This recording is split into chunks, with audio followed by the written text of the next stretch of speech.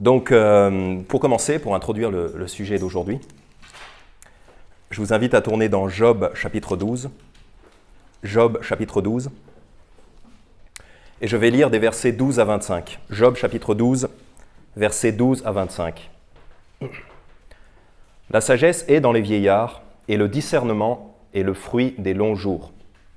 Ça, c'est une affirmation de Job, et c'est souvent vrai. Verset 13, non. C'est souvent vrai, mais ce n'est pas forcément tout le temps vrai. Non, c'est en Dieu que se trouve la sagesse et la force. C'est à lui qu'appartiennent le conseil et l'intelligence. Voici, il démolit, et on ne rebâtit point. Il enferme quelqu'un, et on ne lui ouvre pas. Voici, il retient les eaux, et elles tarissent. Il les lâche, et elles bouleversent la terre. En lui réside la puissance et la sagesse. De lui dépendent celui qui s'égare et celui qui égare. Il fait marcher pieds nus les conseillers, il frappe de folie les juges. Dieu sait qu'on a vu ça, les juges frappés de folie, les dirigeants, les gouvernants frappés de folie. Il relâche l'autorité des rois et il serre la corde sur leurs reins. Il fait marcher pieds nus les prêtres et il renverse les puissants. Il ôte la parole aux plus assurés et il prive de sens les vieillards. Il verse le mépris sur les nobles et il délie la ceinture des forts. Il met en évidence les profondeurs cachées dans les ténèbres et il amène à la lumière l'ombre de la mort. Il agrandit les nations et il les perd. Il étend les nations et il les conduit en captivité. Il ôte le sens aux chefs des peuples de la terre et il les fait errer dans un désert sans chemin. Il tâtonne dans les ténèbres sans aucune clarté et il les fait errer comme un homme ivre. Donc là, ici, on a une description de toutes les calamités que le Seigneur peut faire aux hommes. Et ça, en particulier, ça a trait à la santé mentale, en fait, à la folie que Dieu peut déverser sur les hommes, et aussi à la pauvreté dont il peut les affliger. Mais le verset qui m'intéresse particulièrement, en guise d'introduction, c'est le verset 23. Il agrandit les nations et il les perd, il étend les nations et il les conduit en captivité. Parce qu'actuellement, c'est un petit peu ça qui tombe sur les nations, avec cette crise du Covid, ces masques de partout, ces passes sanitaires dont vous avez besoin pour entrer dans des lieux qui, normalement, devraient être ouverts à tous. C'est un petit peu les nations qui sont conduites en captivité dans leur propre pays par le Seigneur. Le Seigneur permet ces choses-là. Donc, mon sermon d'aujourd'hui s'intitule « Le combat pour nos libertés ». Car il y a un combat pour les libertés que nous devons mener, mais il y a aussi un faux combat pour les libertés qui est contraire à la doctrine chrétienne et dans lequel il ne faut pas se perdre. Donc, le sermon s'intitule « Le combat pour nos libertés » et surtout, qu'est-ce que ce n'est pas? Qu'est-ce que ce n'est pas le combat pour nos libertés?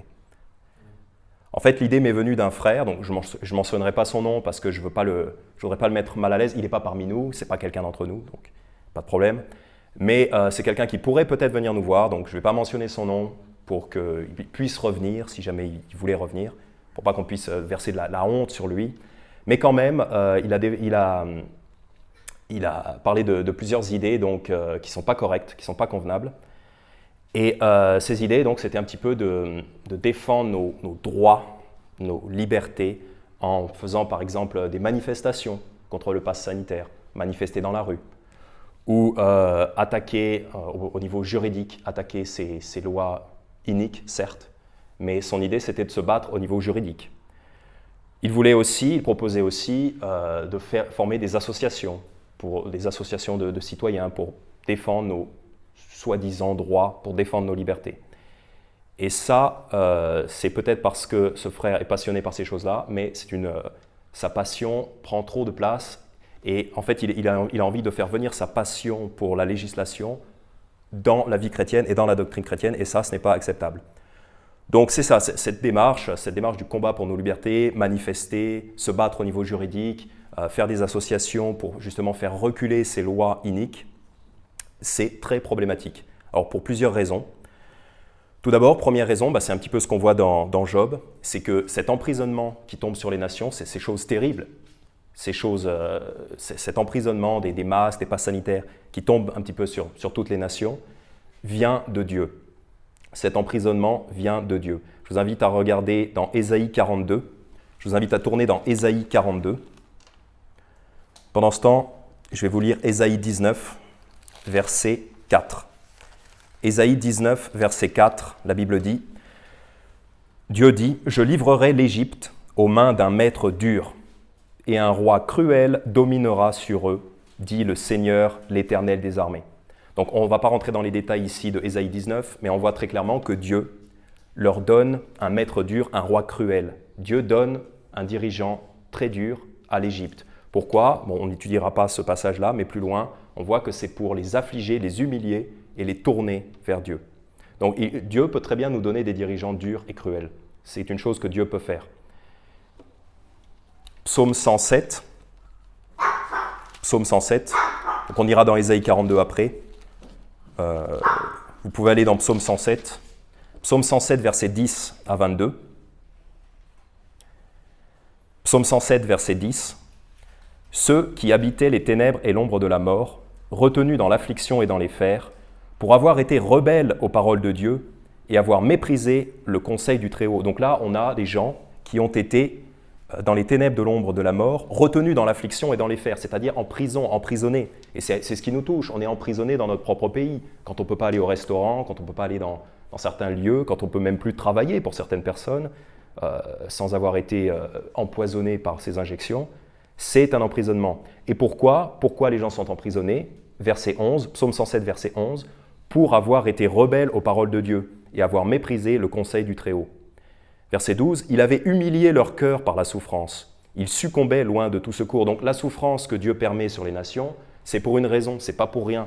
C'est pour humilier le cœur des gens. Car sans humiliation, il n'y a pas de repentance, il n'y a pas de... On ne peut pas se tourner vers Jésus si on n'est pas humilié un minimum. Verset 13, « Alors, ils ont crié à l'Éternel dans leur détresse, et il les a délivrés de leurs angoisses. » Donc voilà la solution. Il y a plusieurs étapes. Ces gens-là ont été rebelles au commandement de Dieu. Dieu les a affligés. Ils ont souffert. Ils étaient humiliés. Il avait humilié leur cœur par la souffrance. Verset 13, « Alors, donc c'est ça le résultat souhaitable, alors, ils ont crié à l'Éternel dans leur détresse et il les a délivrés de leurs angoisses. » Donc l'Éternel peut très bien affliger une nation, l'Éternel peut très bien emprisonner une nation pour susciter ce cri à l'Éternel. Verset 14, « Il les a tirés des ténèbres et de l'ombre de la mort, il a rompu leurs liens. » Donc ce n'est pas nous-mêmes qui allons rompre nos liens en manifestant ou en essayant de nous battre de façon horizontale avec les CRS ou avec les juges dont on le sait qu'ils sont tout à fait pourris dans nos sociétés. Ce n'est pas comme ça qu'on va rompre nos liens. C'est le Seigneur qui va rompre nos liens. Verset 15, « Qu'il célèbre l'Éternel pour sa bonté, pour ses merveilles envers les fils des hommes. » C'est ça l'objectif. Verset 16, « Car il a brisé les portes d'airain et rompu les barreaux de fer. Les insensés étaient affligés à cause de la voix de leurs transgressions et de leurs iniquités. » Donc, cette affliction qui tombe sur les nations, c'est pas pour rien, c'est pas « oh, le gouvernement, c'est toujours la faute du gouvernement ». Non, c'est pas la faute du gouvernement. Les insensés étaient affligés à cause de la voix de leurs transgressions et de leurs iniquités. C'est ça la vraie raison. C'est ça qu'il faut dire. Verset 18, « Leur âme avait en horreur toute nourriture, ils touchaient aux portes de la mort. » On n'en est même pas encore là, hein. Quoique pour certains, les gens qui sont obligés de se faire vacciner, sinon ils perdent leur emploi, ils sont pas très loin des portes de la mort. Certaines professions, dans certains pays, on touche à ça. Verset 19, « Alors ils ont crié à l'Éternel dans leur détresse et il les a délivrés de leurs angoisses. » C'est ça qu'il faut encourager les gens qui souffrent, les gens qui sont emprisonnés par ces lois iniques, ces lois terribles. Il faut les encourager à crier à l'Éternel dans leur détresse. Verset 20, « Il a envoyé sa parole, le Seigneur Jésus, et la Bible, il a envoyé sa parole et il les a guéris et les a retirés de leur tombeau. » Donc ça, c'est vraiment quand on est sauvé de la mort, quand on est sauvé en Jésus-Christ, on est retiré du tombeau.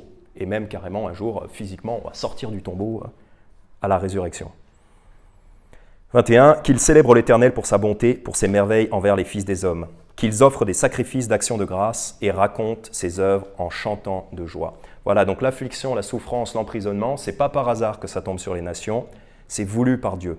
C'est autorisé et même très souvent voulu par Dieu. Ésaïe 42,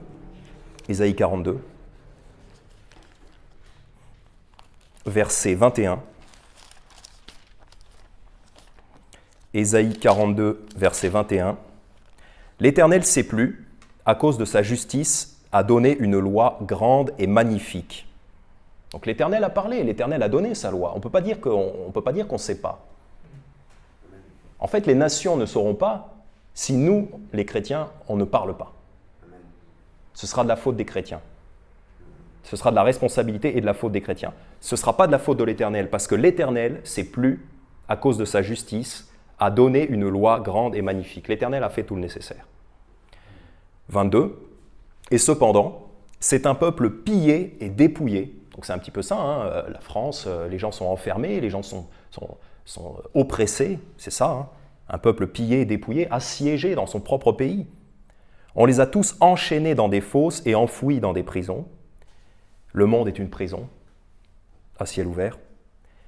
Ils sont livrés en proie et nul ne les délivre.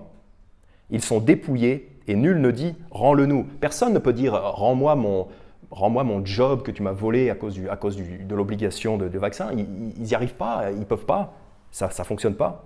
Ils n'ont pas la force de rattraper les choses qu'ils ont perdues. Qui parmi vous prêtera l'oreille à ceci pour écouter et pour entendre à l'avenir? Donc, qui prendra une leçon? Qui enfin retiendra la leçon de tout ça? Verset 24. Qui a livré Jacob en proie et Israël à ceux qui l'ont pillé? N'est-ce pas l'Éternel contre qui nous avons péché, dont ils n'ont pas voulu suivre les voies, dont ils n'ont point écouté la loi? Donc, voilà l'emprisonnement. Qui a emprisonné les nations? C'est l'Éternel, voilà. Pourquoi? Parce que vous n'avez pas voulu suivre ses voies. C'est toujours la même chose depuis le début de la création. Verset 25. « Aussi a-t-il répandu sur Israël l'ardeur de sa colère, la violence de la guerre. » On n'en est pas encore là, mais on n'en est pas loin. « Elle l'a embrasé de toutes parts, et il n'a point compris. Elle l'a consumé, et il n'y a point fait attention. » Donc là, les problèmes donc avec la démarche du combat pour nos libertés, c'est que ces démarches-là, en général, enfin à chaque fois, ne disent pas la vraie raison de l'oppression. La vraie raison de l'oppression, eh bien, c'est que les gens ne veulent pas écouter la loi de Dieu, ne veulent pas être sauvés en Jésus-Christ, et ensuite ne veulent pas vivre une vie morale, donc les nations sont complètement immorales. Et au verset 24, on nous dit très bien que c'est l'Éternel qui vous emprisonne, c'est Dieu qui vous emprisonne. Il vous fait mordre la poussière, on le verra plus tard, il va vous faire mordre la poussière. Pourquoi? Pour vous humilier. Pour vous humilier, pour vous tourner à Jésus, pour vous tourner à Dieu. Et il y a un très gros problème qui est soulevé ici par Dieu, au verset 25. « Aussi a-t-il répandu sur Israël l'ardeur de sa colère, la violence de la guerre, elle l'a embrasé de toutes parts, et il n'a point compris. Elle l'a consumé, et il n'y a point fait attention. » Là, c'est un très gros problème, parce que les gens, ils subissent ces choses-là, mais ils ne comprennent pas. Ils ne comprennent pas ce qui leur arrive. Pourquoi? Parce qu'il n'y a personne pour leur expliquer. Et ce n'est pas Alain Soral ou Ricardo ou des gens comme ça qui disent des choses, certes, qui sonnent vraies, mais ces gens-là n'expliqueront pas pourquoi la colère de l'Éternel, l'emprisonnement de l'Éternel tombe sur les nations. C'est un gros problème. Et ça c'est notre rôle à nous. Donc c'est un petit peu le premier point donc, le problème avec cette démarche du combat pour nos libertés, c'est qu'en fait, on ne s'attaque pas à la vraie racine du problème. On ne guérit pas la vraie blessure. La vraie blessure des nations, c'est leur péché. Ce n'est pas juste un gouvernement, comme si ce gouvernement était responsable de tout. Non, ce gouvernement cruel et maléfique est permis par Dieu. Pourquoi? Pour affliger et emprisonner les nations, pour les humilier, pour les tourner vers Dieu. Jérémie, chapitre 5. Jérémie chapitre 5, versets 19 à 31. Jérémie chapitre 5, versets 19 à 31. C'est un passage qui décrit très bien les nations occidentales, on va dire, mais grosso modo, ça décrit toutes les nations. Là, on est vraiment très très avancé dans l'horreur et dans la barbarie dans nos nations. Donc, vraiment, à beaucoup d'égards, je trouve que la société moderne française, américaine, même suisse, est pire que ce qui est décrit dans Jérémie. Jérémie chapitre 5, versets 19 à 31. Parce que le Seigneur ne parle pas vraiment de toutes les horreurs qui se font derrière les portes closes. Il n'en parle pas en détail, peut-être pour ne pas donner des idées, pour pas donner plus d'idées maléfiques aux gens, ou parce que l'Éternel ne pense pas aux choses, les pires horreurs qui se produisent. Mais en Jérémie chapitre 5, verset 19, il nous dit « Et il arrivera que vous direz, pourquoi l'Éternel notre Dieu nous a-t-il fait toutes ces choses ?» On se demande pourquoi on subit tout ça, pourquoi on subit cet emprisonnement, ce passe sanitaire, ces masques à répétition. Tu leur diras, comme vous m'avez abandonné et que vous avez servi les dieux de l'étranger dans votre pays, ainsi servirez-vous les étrangers dans un pays qui ne sera pas à vous. Oui, car quand on vous oblige à vous faire vacciner, à vous faire empoisonner pour continuer à vivre, pour continuer à travailler ou même à circuler, vous n'êtes plus chez vous. Rendez-vous en compte, vous n'êtes plus chez vous. Un Français aujourd'hui qu'on oblige à faire ça, il n'est plus, c'est plus comme, vous n'êtes plus chez vous, vous n'êtes plus maître, vous ne pouvez plus aller où vous voulez, vous n'êtes plus chez vous. Faites savoir ceci à la maison de Jacob, publiez-le en Juda et dites, écoutez donc ceci, peuple insensé et dépourvu de sens, qui avait des yeux et ne voyait point, des oreilles et n'entendait point. Ne me craindrez-vous pas, dit l'Éternel, ne tremblerez-vous pas devant moi, qui ai posé le sable pour limite à la mer, borne éternelle qu'elle ne passera point? Ces vagues s'agitent, mais elles sont impuissantes, elles grondent, mais elles ne la passeront point. Mais ce peuple a un cœur rétif et rebelle, ils reculent, ils s'en vont. Ils ne disent pas dans leur cœur, craignons donc l'Éternel, notre Dieu, qui donne la pluie de la première et de la dernière saison, et nous garde les semaines ordonnées pour la moisson. Vos iniquités ont détourné tout cela, vos péchés retiennent loin de vous le bien. Voilà, ce n'est pas le gouvernement français, ce n'est pas le gouvernement suisse qui retient loin de vous toutes les bénédictions. Ce sont vos péchés, vos iniquités. Car, donc là on rentre un petit peu dans les détails, car il s'est trouvé dans mon peuple des méchants qui épient comme l'oiseleur qui tend des lacets, ils dressent des pièges mortels et prennent des hommes. Comme une cage est remplie d'oiseaux, ainsi leurs maisons sont remplies de fraudes, aussi sont-ils devenus grands et riches. Ils se sont engraissés, ils sont brillants, ils ont surpassé tout mal, ça veut dire ils se croient au-dessus des lois. Ça évidemment, on voit bien que l'élite est comme ça, ils se croient au-dessus des lois. Ils ne jugent point la cause de l'orphelin, et ils prospèrent, ils ne font pas droit aux pauvres. Donc là, ce que dit l'Éternel, c'est que non seulement ils font des choses maléfiques, mais au-delà de ça, ils ne vont pas aider ceux qui auraient besoin d'aide. Parce qu'il y a des gens qui font les choses les plus horribles. Donc, on ne va pas rentrer dans les détails, mais si vous avez le cœur un peu accroché, peut-être certains d'entre vous verront de quoi je veux parler, mais c'est les choses les pires qui puissent être faites par les hommes. Non seulement on attaque les êtres les plus fragiles, c'est une horreur, mais il y a aussi la faute de ne rien faire pour protéger ces gens-là, de ne rien faire pour protéger le faible. Parce que dans une nation, ce n'est pas tout le monde, ce n'est pas toutes les personnes d'une nation qui sont les pires racailles. C'est un peu un groupe au sommet de la hiérarchie, l'élite. Ça c'est les pires racailles, bien souvent. Ce n'est pas toutes les personnes de la nation.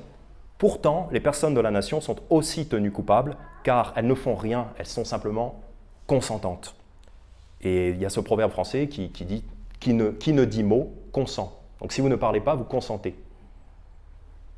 Je parle des élites pédophiles et des réseaux pédophiles des élites.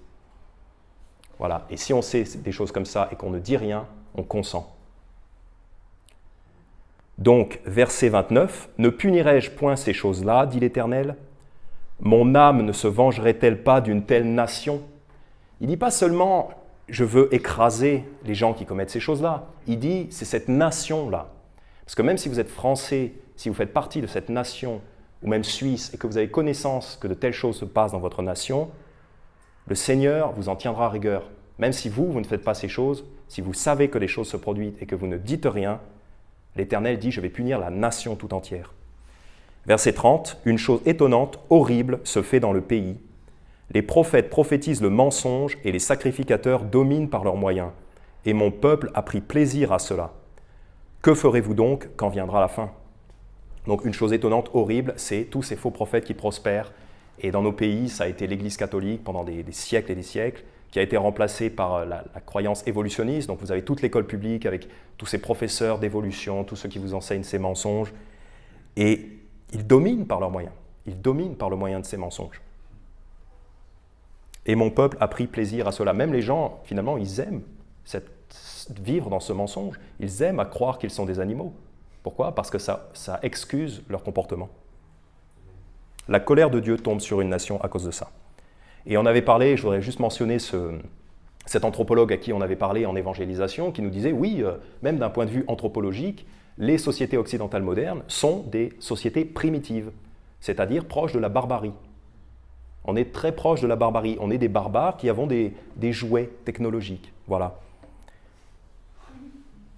Jérémie chapitre 30, versets 14 et 15. Jérémie 30, versets 14 et 15.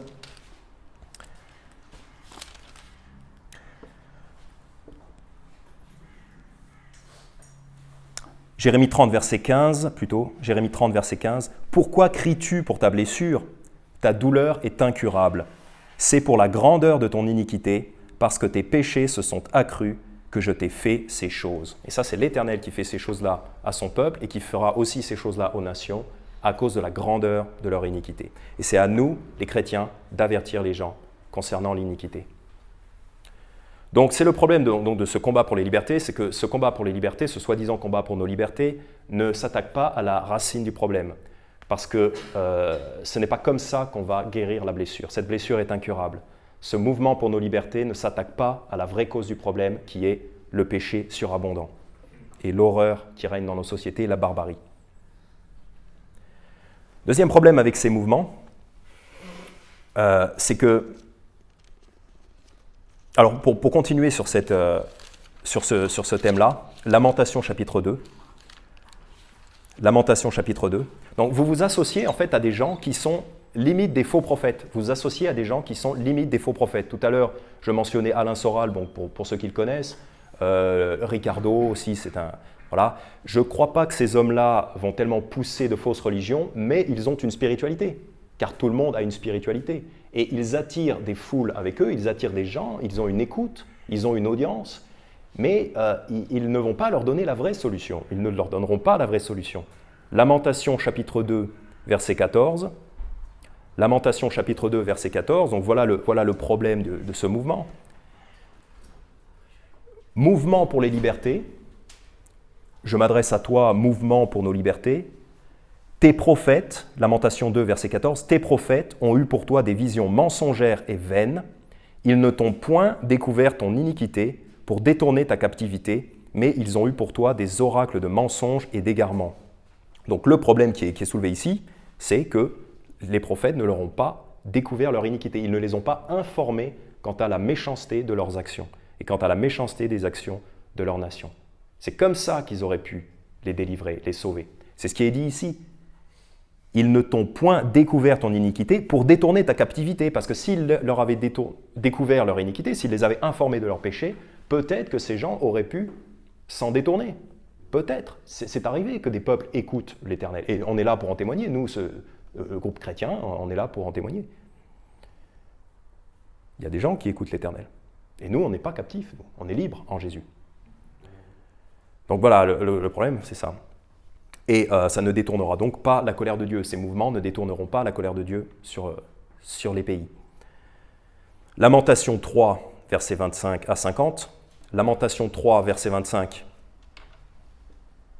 Bon, on va lire jusqu'au verset 40. Lamentation 3, verset 25. « L'Éternel est bon pour ceux qui s'attendent à lui, pour l'âme qui le recherche.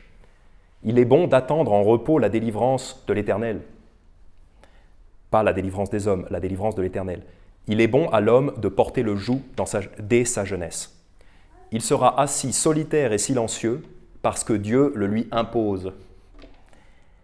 Il mettra sa bouche dans la poussière. C'est ce que je disais quand je disais que Dieu vous fera mordre la poussière. Il mettra sa bouche dans la poussière en disant « Peut-être y a-t-il quelque espérance ?» Voilà, c'est quand vous mordez la poussière que vous pouvez attendre une espérance de la part de Dieu. Il tendra la joue à celui qui le frappe, il sera rassasié d'opprobre, car le Seigneur ne rejette pas à toujours. Mais s'il afflige, il a aussi compassion, selon la grandeur de sa miséricorde. Car ce n'est pas volontiers qu'il afflige et contriste les fils des hommes. Évidemment, l'Éternel n'est pas cruel, ce n'est pas par plaisir qu'il jette cette affliction sur les nations. Quand on foule sous les pieds tous les prisonniers du pays, quand on pervertit le droit de quelqu'un en la présence du Très-Haut, quand on fait tort à quelqu'un dans sa cause, le Seigneur ne le voit-il pas? Et évidemment que le Seigneur a vu toutes les iniquités qui se passent depuis des dizaines d'années. les avortements en série, la pédophilie, l'homosexualité, qui est la même chose. Le Seigneur voit toutes ces choses. Qui est-ce qui dit qu'une chose est arrivée sans que le Seigneur l'ait commandée?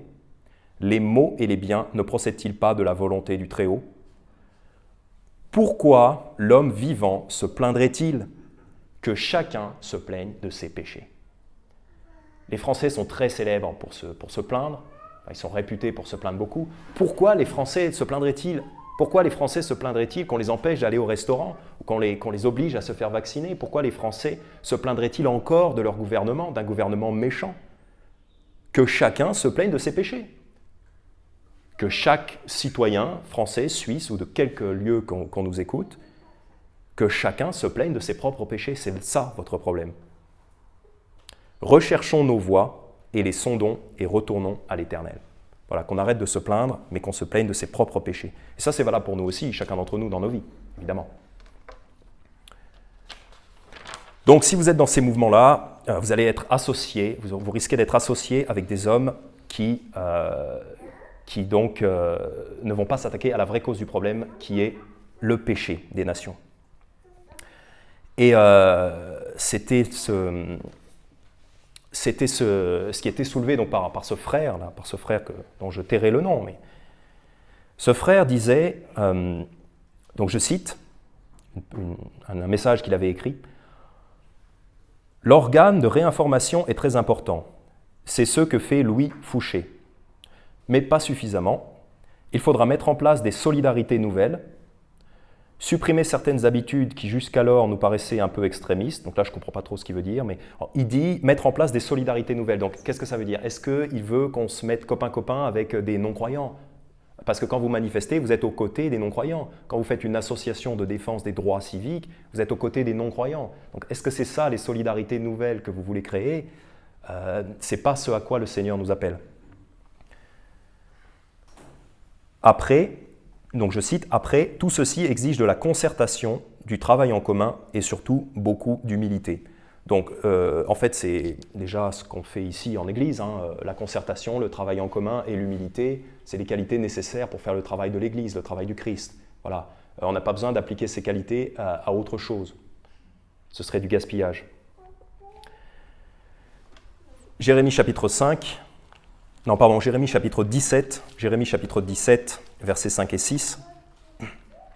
Jérémie chapitre 17, versets 5 et 6. Les hommes qui vont être à la tête de ces mouvements, c'est souvent des hommes qui aiment haranguer les foules.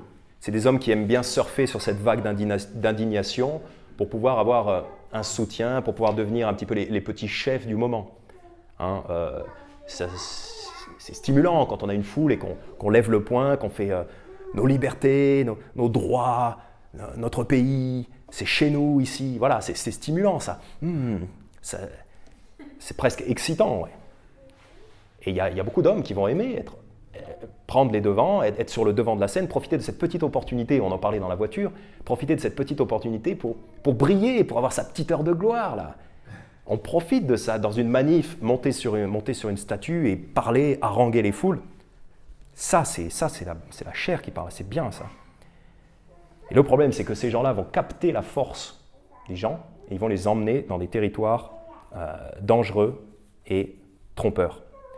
Jérémie 17, verset 5. Jérémie 17, verset 5. « Ainsi a dit l'Éternel, maudit est l'homme qui se confie en l'homme et qui de la chair fait son bras et dont le cœur se retire de l'Éternel. » Donc vous êtes maudit, c'est-à-dire il va vous arriver des malheurs.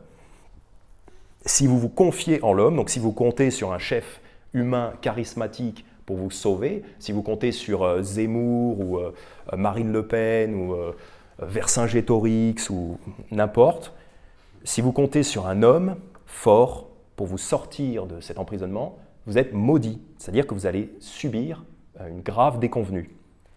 Verset 6, « Il sera comme un homme dénué de secours dans la plaine stérile. » Dans le désert, dénué de secours dans le désert. Il ne verra point venir le bien, mais il habitera au désert, dans les lieux secs, dans une terre salée et inhabitable. Voilà votre destin si vous vous confiez dans ces petits chefs de foule. Notre combat à nous est différent. Nous n'avons pas à nous associer à ces révolutionnaires. Jude, verset 3. Notre combat à nous est ailleurs. Jude, verset 3. Bien-aimés, plein de zèle pour vous écrire touchant notre salut commun, j'ai jugé nécessaire de le faire pour vous exhorter à combattre fervemment pour la foi qui a été donnée une fois aux saints. Donc voilà notre combat. Notre combat, ce n'est pas d'aller devant les tribunaux, ce n'est pas d'aller dans la rue, ce n'est pas de faire des associations. Notre combat, c'est de combattre pour la foi, c'est-à-dire de défendre le salut gratuit et éternel en Jésus-Christ. Et au-delà de ça, toute la parole de Dieu. C'est ça notre combat. Verset 4, donc pourquoi il faut combattre avec ferveur, pourquoi il faut combattre avec acharnement, avec passion. Verset 4. Donc ça veut dire tout simplement prêcher la Bible, prêcher l'Évangile, c'est ce qu'on fait, c'est pas compliqué. Et faire connaître à un maximum de gens le salut en Jésus-Christ et toute la Bible. Donc pourquoi, verset 4, « Car il s'est glissé parmi vous certains hommes dont la condamnation est écrite depuis longtemps, des impies qui changent la grâce de notre Dieu en dissolution et qui renient le seul Seigneur Dieu et notre Seigneur Jésus-Christ. » Donc, s'il y a des gens qui vont se glisser parmi nous, parce que c'est un avertissement du Seigneur, il y a des gens qui vont se glisser parmi nous, des faux prophètes, donc pour faire le plus de mal possible, pourquoi voulez-vous vous associer volontairement avec des gens qui ne sont pas croyants? Pourquoi voulez-vous former des groupes, des associations volontairement avec des gens qui ne sont pas croyants? En fait, c'est inviter le loup dans la bergerie. Surtout des gens comme, je redis, Ricardo, Alain Soral, même Pierre Hillard, je l'avais écouté, c'est un homme sympathique, mais il n'a pas la même... il n'est pas sauvé, il est catholique, donc pourquoi vouloir s'associer avec des gens comme ça? Ça ne peut que inviter des fausses doctrines dans l'Église, même dans votre tête. Puisque les faux prophètes vont se glisser parmi nous, pourquoi les inviter volontairement? Autre raison pour laquelle ce combat juridique, ce combat des manifestations n'est pas pertinent et même dangereux, c'est que vous ne gagnerez pas. Vous ne gagnerez pas ce combat. Pourquoi? Car ce pass, cette mise en place du pass sanitaire, ce sont les prémices de la marque de la bête de l'Antéchrist. C'est un avant-goût de la marque de la bête de l'Antéchrist. Alors, je ne dis pas que c'est la marque de la bête. Ce n'est pas parce que vous êtes vacciné que vous avez pris la marque de la bête. C'est différent. Ce n'est pas ça.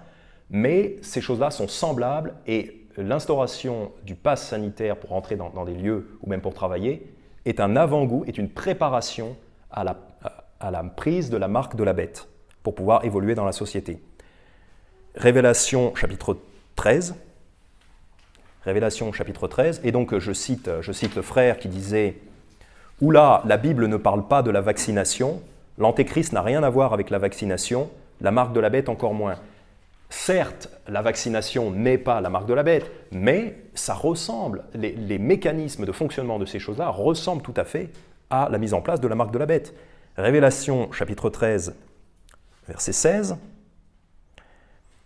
Et elle faisait, donc le faux prophète, et elle faisait que tous, tant petits et grands, riches et pauvres, libres et esclaves, recevaient une marque dans la main droite ou dans leur front, verset 17, et que personne ne pouvait acheter ni vendre s'il n'avait la marque ou le nom de la bête ou le nombre de son nom. Donc là, on voit un parallèle évident avec le pass sanitaire, voilà, c'est que vous ne pouvez plus fonctionner en société si vous n'avez pas cette chose-là. Donc le pass sanitaire n'est pas la marque de la bête, mais c'est une préparation. Et puisque nous savons, donc la Bible nous dit en Révélation 13, verset 7, Révélation 13, verset 7, donc c'est-à-dire à la bête, à l'Antéchrist, il lui fut aussi donné de faire la guerre aux saints et de les vaincre, et il lui fut donné pouvoir sur toute tribu, langue et nation. Donc nous savons que la bête aura le pouvoir. Donc nous ne pourrons pas gagner contre la bête, nous ne pourrons pas gagner contre le système de l'Antéchrist. Donc ce n'est pas la peine de commencer à combattre maintenant contre les débuts de ce système. De toute façon, vous n'obtiendrez pas la victoire finale comme ça, puisqu'il lui fut aussi donné de faire la guerre aux saints et de les vaincre. C'est déjà écrit qu'on va perdre cet aspect-là de la guerre. Donc si vous allez dans ces combats-là, vous allez dans une guerre que vous avez perdue d'avance. La victoire, elle est donnée au verset 8. « Et tous les habitants de la terre l'adoreront. » Donc au final, même si les gens ne prennent pas ce pass sanitaire aujourd'hui, ils prendront la marque de la bête dans l'avenir. Et tous les habitants de la terre l'adoreront. Et la solution, elle est donnée ici. Ceux dont les noms ne sont pas écrits dans le livre de vie de l'agneau qui a été immolé dès la fondation du monde. Donc si vous voulez vraiment donner la victoire à quelqu'un, si vous voulez vraiment libérer quelqu'un de l'oppression, de l'emprisonnement, il faut aider cette personne à avoir son nom écrit dans le livre de vie de l'agneau. Et ça, c'est le salut en Jésus-Christ. Donc si on veut apporter la victoire et la délivrance à quelqu'un, ce n'est pas par le combat juridique, un combat que nous ne gagnerons pas. En plus, on est mis en face de gens complètement pervertis et pourris. On en a eu un très bon aperçu dans notre congrégation, à quel niveau, combien sont pourris les juges de ce monde. On ne gagne pas comme ça. La victoire, elle est d'écrire le nom de quelqu'un dans le livre de vie de l'agneau. C'est ça la victoire. En fait, on peut se voir comme dans une guerre contre le diable. Et le diable, ça pourrait être vu comme dans une guerre de tranchées. Le diable est dans ses tranchées, les chrétiens sont dans leurs tranchées, et le diable veut vous tuer. Le diable veut vous faire succomber. Il veut vous tenter, il veut vous faire succomber. Donc face à cette oppression, cette nécessité du pass sanitaire, il y a deux façons de succomber. Première façon de succomber, vous vous faites vacciner, vous abîmez grandement votre témoignage chrétien et vous prenez un poison, vous êtes en danger de mort. Ça, c'est la première façon de succomber au diable. C'est la première façon de perdre dans cette guerre. Deuxième façon de perdre dans cette guerre, c'est de sortir de vos tranchées et d'affronter le diable sur son terrain, c'est-à-dire dans la rue, face au CRS, face à la justice. Donc vous allez vous retrouver en prison pour des raisons qui ne sont pas bonnes, pour des raisons qui ne sont pas de l'Évangile. Et là, vous avez perdu, parce que vous avez affronté le diable sur son terrain. En fait, c'est un petit peu comme si donc, vous êtes dans ces tranchées, là on imagine la guerre de tranchées, vous êtes protégé parce que vous êtes dans la tranchée. Ce que fait le diable, c'est qu'il va lancer une boule puante dans votre tranchée. La boule puante, c'est pas du gaz mortel, c'est même pas un gaz toxique. Cette boule puante, c'est tu peux plus aller au restaurant. Tu peux plus aller dans je ne sais pas quel concert, ou on peut plus jouer au tennis dans les espaces couverts. Pour beaucoup, c'est rien de plus qu'une boule puante. Il y en a qui ont subi les gaz toxiques. Il y en a qui ont perdu leur emploi. Et là, on en revient au châtiment de Dieu sur les nations. Mais la plupart des gens ne sont pour l'instant confrontés qu'à une boule puante. Mais la boule puante qui tombe dans votre tranchée, vous pouvez résister à ça. Mais si vous sortez parce que ça pue, vous vous faites tirer dessus et vous êtes mort. Et c'est ça que le diable veut faire. Le diable veut vous faire sortir, le diable veut soit vous vacciner et vous tuer, vous rendre infirme, vous tuer, et abîmer votre témoignage chrétien, soit vous faire combattre sur un terrain dont il est maître, dont il est le maître. C'est comme ça qu'on gagne une guerre. On gagne une guerre en amenant l'adversaire, en amenant l'ennemi sur un terrain qui lui est défavorable. Et c'est ça que le diable veut faire. Matthieu 12, versets 18 à 21. Et c'est pas comme ça que combat le Seigneur Jésus. Et d'ailleurs, le frère dont je parle dans ce sermon avait dit que l'apôtre Paul avait fait valoir ses droits de citoyen romain pour se sortir de situations fâcheuses. Et ça va, c'est correct, c'est vrai. L'apôtre Paul avait fait valoir ses droits de citoyen romain pour se sortir de situations fâcheuses. C'est une chose que nous pouvons faire aussi. Mais on ne voit jamais l'apôtre Paul manifester dans la rue pour défendre ses droits de citoyen romain. Il n'y a aucun exemple de ça. On n'a pas vu non plus l'apôtre Paul faire des démarches juridiques pendant des jours et des jours, des heures, des mois et des mois pour défendre ses droits de citoyen romain. Non, ce que fait l'apôtre Paul, c'est que simplement il dit « Je suis romain, laissez-moi partir ». Et ça fonctionnait à l'époque. Aujourd'hui, si vous pouvez vous tirer d'une situation en montrant votre passeport suisse, en montrant votre passeport américain, votre passeport français, si ça peut vous aider, allez-y, profitez-en. Profitez-en. Vous n'aurez pas les mêmes privilèges si vous avez un passeport chinois ou iranien ou que sais-je. Voilà, si vous avez des privilèges qui vous ont été donnés par Dieu, profitez-en. Mais l'apôtre Paul n'a pas fait pendant des heures et des heures des démarches juridiques. L'apôtre Paul n'a pas monté une association pour être sorti de la prison quand il était en prison à Philippe. Il n'a pas fait ça. Là, c'est une déformation de la parole de Dieu. C'est un détournement de la parole de Dieu que de dire ça. Donc, ce n'est pas les méthodes du Seigneur Jésus. Le Seigneur Jésus, Matthieu 12, versets 18 à 21. Matthieu 12, versets 18 à 21. Donc en fait, c'est une citation de l'Ancien Testament qui parlait du Seigneur Jésus. « Voici mon serviteur que j'ai choisi, mon bien-aimé en qui mon âme a pris plaisir. Je mettrai mon esprit sur lui et il annoncera la justice aux gentils. » Il fera du soul winning, il fera de l'évangélisation. « Il ne contestera point et ne criera point et on n'entendra point sa voix dans les rues. » Voilà, le Seigneur Jésus, il n'était pas dans la rue pour manifester, pour revendiquer, pour s'indigner, pour s'insurger. Il était indigné, mais il n'était pas à crier et à s'insurger. Verset 20. « Il ne rompra pas le roseau froissé, et il n'éteindra pas le lumignon qui fume encore, jusqu'à ce qu'il ait rendu la justice victorieuse. » Donc le Seigneur Jésus a été victorieux, il a rendu la justice victorieuse, non pas en criant dans la rue, mais en manifestant la justice, en donnant sa vie, en fait. C'est comme ça qu'il a été victorieux.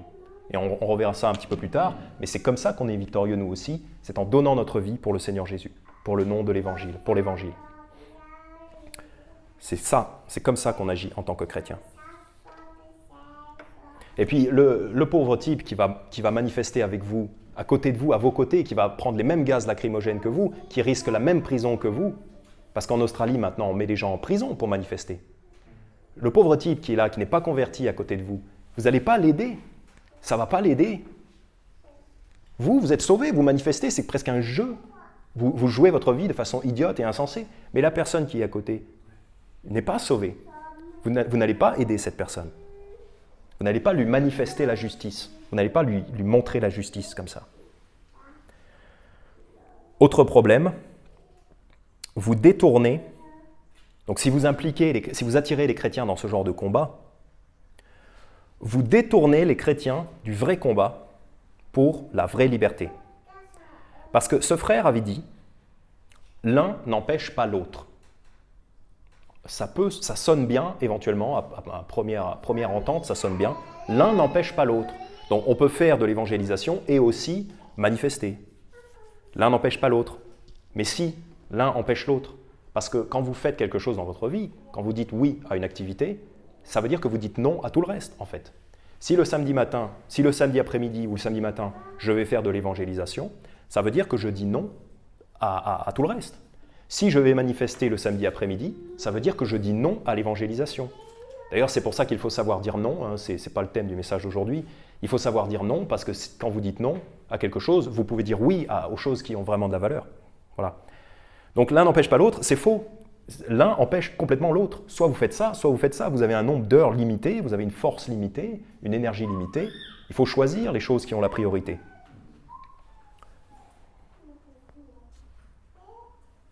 Le frère disait, donc je cite, « Car là, on est confronté à quelque chose d'inédit. » Vous ne croyez pas si bien dire, hein, parce que ça ne fait que commencer.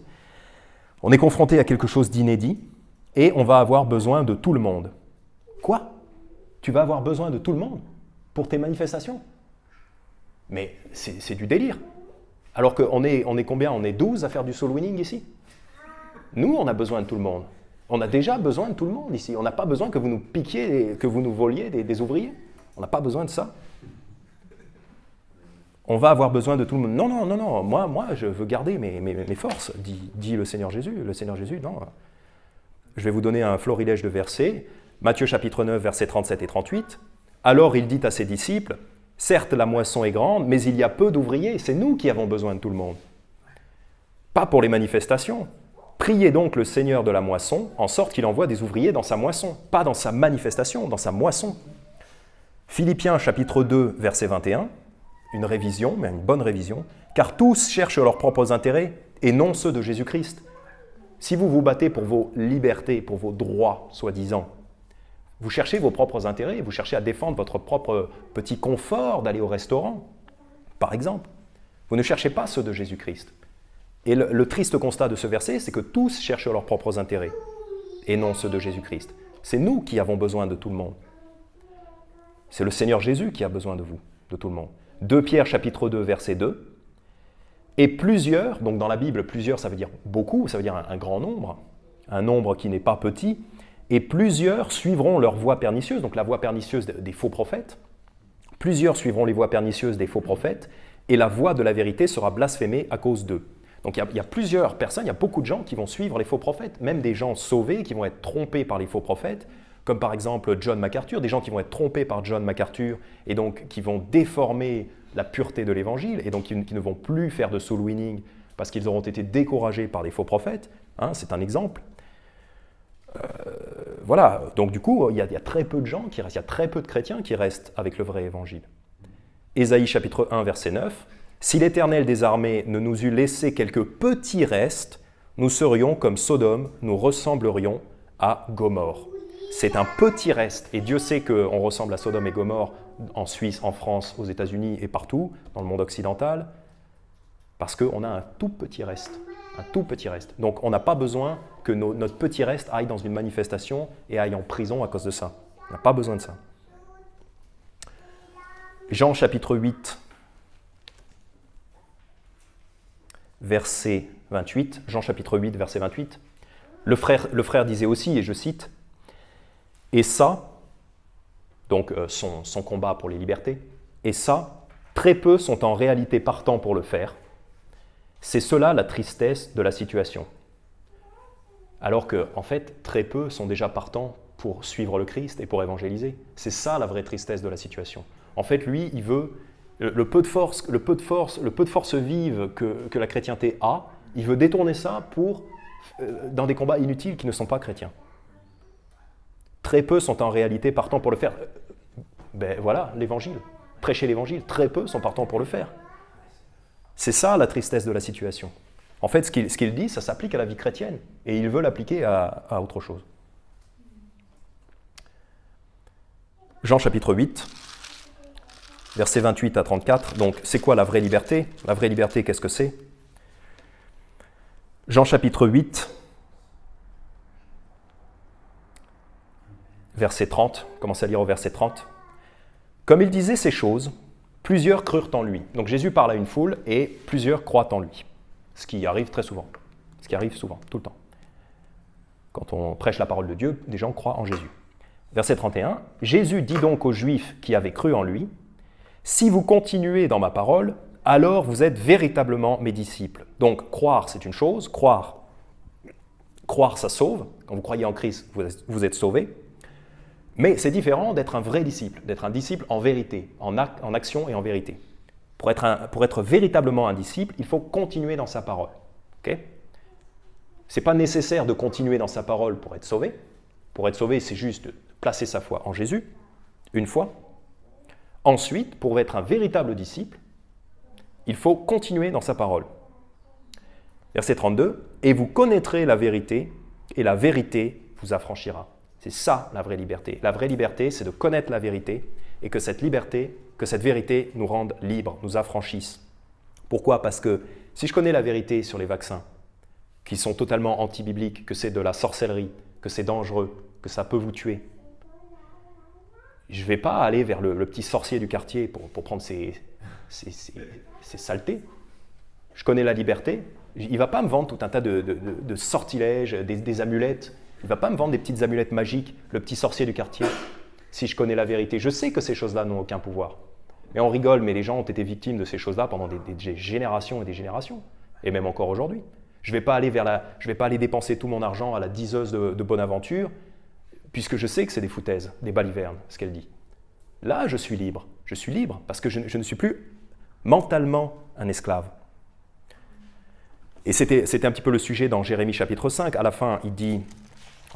On l'a lu tout à l'heure, mais en Jérémie chapitre 5, à la fin, il dit « Les prophètes prophétisent le mensonge et les sacrificateurs dominent par leurs moyens. » Donc le faux prophète, par ses mensonges, il domine. L'Église catholique, par leurs mensonges, a dominé. Et quand vous étiez sous l'Église catholique, quand vous aviez cette obligation d'aller confesser vos péchés à un prêtre, ou même de donner de l'argent régulièrement, ou même d'aller à l'Église régulièrement, dans l'espoir d'être sauvé, parce qu'on vous faisait du chantage, que vous iriez en enfer si vous ne faisiez pas ces choses-là, vous étiez un esclave. Vous étiez esclave de l'Église catholique, par la mentalité, par l'esprit. Et aujourd'hui, c'est pareil, vous croyez en l'évolution, vous croyez être un animal, vous êtes un esclave, dorénavant, vous êtes un esclave de votre nature animale, puisque vous n'avez aucune autre perspective. Il n'y a rien qui vous dit que vous pouvez vous contrôler, que vous pouvez vivre dignement en tant qu'être humain. Vous n'êtes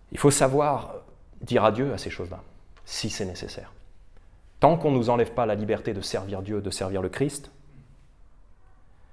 on est soldat, on va subir des souffrances, on va subir des blessures, des atteintes et des attaques. Il faut savoir que ces choses-là vont nous arriver. Aucun homme faisant la guerre, et les femmes font cette guerre avec nous, ne s'embarrasse avec les affaires de cette vie, afin de plaire à celui qui l'a enrôlé pour être un soldat. On ne va pas essayer de se plaire à soi-même en essayant de garder nos privilèges. Ce n'est pas ça le but. Le but, ce n'est pas de nous plaire à nous-mêmes en gardant nos privilèges et notre confort. Le but, c'est de plaire à celui qui nous a enrôlés pour être un soldat, le Seigneur Jésus-Christ. Et si aussi un homme combat pour les honneurs, il n'est pas couronné, sauf s'il a combattu selon les règles. Si vous êtes dans une compétition sportive et que si c'est du saut en longueur et que vous dites « Ah ben non, je vais sauter en hauteur », ben non, vous n'aurez pas la récompense puisque c'était du saut en longueur. Okay. Et ben nous, notre course, c'est une course d'évangélisation, c'est une course de prédication de la parole de Dieu, de faire connaître au monde entier le salut en Jésus-Christ et toutes les doctrines bibliques. C'est ça notre course, c'est ça les règles. Les règles, c'est ça. Faites connaître au monde entier le salut en Jésus-Christ. C'est ça la règle. Si vous combattez selon cette règle, si vous courez selon cette règle, vous aurez des récompenses. Si vous ne combattez pas selon cette règle, si vous faites autre chose, vous n'aurez pas de récompense. Vous n'aurez pas de récompense. Et en plus, le problème, c'est qu'évidemment, on attire des frères et sœurs avec soi, évidemment. Et on fait aussi perdre aux autres des récompenses. Donc, en guise de conclusion, on va voir des gens qui ont vraiment vaincu, qui se sont vraiment libérés, qui ont gagné. Révélation chapitre 12, verset 11, les gens qui ont vraiment vaincu. Révélation chapitre 12, verset 11, ils l'ont vaincu par le sang de l'agneau. Donc ils ont vaincu le diable qui est mentionné au verset 10. Ils ont vaincu le diable par le sang de l'agneau. Voilà la victoire que nous obtenons quand nous croyons en Jésus-Christ, quand nous mettons notre foi en Jésus-Christ. Nous battons le diable, nous avons la victoire sur le diable, par le sang de l'agneau, par le sang du Christ. Et ils l'ont vaincu par le sang de l'agneau et par la parole de leur témoignage. Ils ne l'ont pas vaincu par leur manœuvre juridique, par leur démonstration de force en manifestation, par ce bras de fer qu'ils ont fait avec l'État. Ah, bravo, bravo.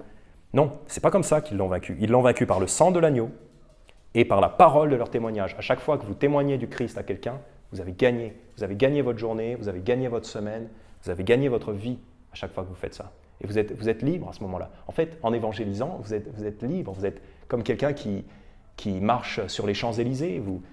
Vous êtes déjà au paradis quelque part. Vous êtes déjà dans votre force surnaturelle. Vous êtes déjà dans votre corps spirituel quand vous faites de l'évangélisation. C'est le moment où vous êtes vivant vraiment. Et vous êtes vainqueur. Vous marchez dans la victoire comme un conquérant qui marche déjà dans un pays qu'il a conquis. Par la parole de leur témoignage. Et, troisième chose qui les a fait gagner, et ils n'ont point préféré leur vie à la mort. Et voilà, c'est toute la chrétienté qui est là. Ils n'ont point préféré leur vie à la mort. C'est-à-dire qu'ils ont accepté de sacrifier ce qu'ils avaient, leur vie, même leur travail. Évidemment, on ne prend pas ces choses-là à la légère, mais peut-être même si ça demande de sacrifier, si vous perdez votre travail, vous perdez votre travail. Ces gens-là n'ont point préféré leur vie à la mort. Ils sont morts pour le Seigneur Jésus et ils ont vaincu. Voilà. Je vais récapituler les points donc, en guise de conclusion. Donc, pourquoi cette démarche de combat pour nos libertés, un combat non biblique, un combat non chrétien, pourquoi c'est mauvais? D'abord parce que quand on fait ce genre de combat, on ne s'attaque pas à la vraie cause du problème. C'est que l'emprisonnement vient de Dieu à cause des péchés de la nation, justement pour pouvoir tourner les gens vers Dieu. Et c'est un très gros problème quand on n'informe pas les gens. Quand on n'informe pas les gens sur la vraie raison de leur blessure, de la blessure spirituelle de la nation. Donc, deuxième problème, c'est que vous faites association avec des hommes qui sont borderline, comme on dit en anglais, mais à la limite des faux prophètes. parce qu'ils ont une forme de spiritualité, mais qui n'est pas le Seigneur Jésus. Donc vous faites association et vous mettez votre espoir dans des hommes. Troisième raison pour laquelle ce combat est stérile et dangereux, vous ne gagnerez pas. Vous ne gagnerez pas car vous combattez contre quelque chose qui n'est que l'avant-garde du système de l'Antéchrist, qui doit gagner de toute façon.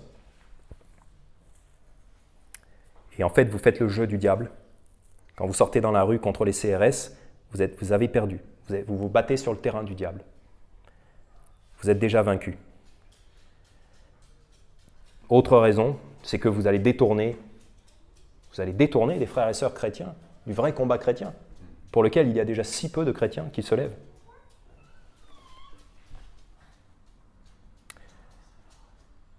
Ouais. Et dernière citation de ce frère, il disait, ça je l'ai déjà cité, car là on est confronté à quelque chose d'inédit et on va avoir besoin de tout le monde. Non, désolé, on a déjà besoin de tout le monde pour l'évangélisation, donc dégagez avec ces idées-là. Ça implique notamment d'accepter de faire des erreurs, de tâtonner comme un enfant, de reculer, puis de recommencer, d'accepter les moqueries des puissants et de leurs suppôts, mais de garder bien en vue l'objectif final, qu'est la conservation de nos libertés. C'est la citation du frère. Il n'a rien compris. Gardez en vue l'objectif final, qu'est la conservation de nos libertés. Vous n'avez rien compris, malheureusement, vous n'avez encore rien compris à la Bible. Ce n'est pas ça l'objectif final. Dieu soit loué. Prions, si vous voulez bien. Père Céleste, merci pour ta parole. Merci de la victoire que tu nous as donnée en Jésus-Christ. Et Père, aide-nous à rester focalisés sur les choses qui comptent vraiment et le combat qui compte vraiment. Aide-nous à ne pas disperser nos efforts et nos forces dans des combats inutiles. Et Père, nous te prions d'avoir pitié envers cette nation, envers ces nations, envers ces manifestants. Voilà, Père, d'avoir pitié envers ces gens-là et de leur permettre non pas de retrouver une vie soi-disant normale, mais Père, de leur permettre simplement d'avoir la vraie libération, c'est-à-dire d'entendre l'évangile de ton Fils Jésus-Christ. Au nom de ton Fils. Amen.